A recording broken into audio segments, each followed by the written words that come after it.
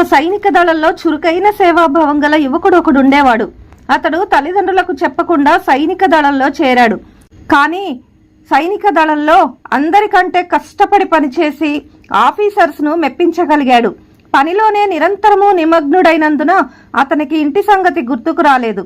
కొంతకాలమైన తర్వాత యుద్ధం తాత్కాలికంగా నిలిచిపోవటం చేత సైనికులు ఎవరికీ పని లేకుండా పోయింది. ఆ యువకునికి పని లేకపోవటం చేత ఏవో ఆలోచనలు కలవరపెట్టాయి. ఒక చెట్టు కింద కూర్చొని నా తల్లిదండ్రులు ఎలా ఉన్నారో, నా సోదరి తమ్ముడు ఎట్లా ఉన్నారో, నేను కనపడటలేదని ఎంత విచారిస్తున్నారో అని చింతిస్తూ ఉన్నాడు. ప్రతిదినమూ అతనికి తెలియకుండానే ఇంటిని గురించిన ఆలోచనలు మనస్సులో చెలరేగి అతనిని కలవరపెట్టడం మొదలుపెట్టాయి. ఆఫీసర్ ఆ యువకునిలో వచ్చిన మార్పును గుర్తించాడు. అతని పరిస్థితిని అర్థం చేసుకున్నాడు. ఒకరోజు అతనిని పిలిచి, ఈ స్థలంలో 4 అడుగులు అటు 4 అడుగులు ఇటు గుర్తు పెట్టుకొని ఒక గొయ్యి త్రవ్వు అన్నాడు. ఆ యువకుడు అలాగే ఒక పార తీసుకొని కొంతసేపట్లో ఆ పనిని పూర్తి చేశాడు.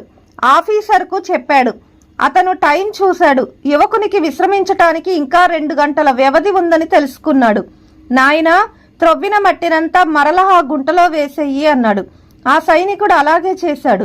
సుమారు 5 గంటల కాలము శ్రమించి పనిచేయటం వలన అలసిపోయాడు. కానీ ఉత్సాహంగా ఉన్నాడు. ఆ రాత్రి బాగా నిద్రపోయాడు, ఎటువంటి ఆలోచనలు లేకుండా. మరునాడు ఆఫీసర్ అతనిని పిలిచి, నిన్న నీవు పనిచేస్తున్నంతసేపు ఏమైనా ఆలోచిస్తున్నావా? రాత్రి బాగా నిద్ర పట్టిందా అని అడిగాడు. ఆ సైనికుడు, లేదు సార్, నిన్న పూర్తిగా నాకు ఎటువంటి ఆలోచనలు రాలేదు అన్నాడు. దానికి ఆఫీసర్, చూసావా, పనిలేని వానికే అనవసరమైన ఆలోచనలు, ఆందోళనలు. కావున ఎప్పుడూ ఏదో ఒక పని మీద నీ మనస్సును లగ్నం చెయ్యి అని హెచ్చరించాడు.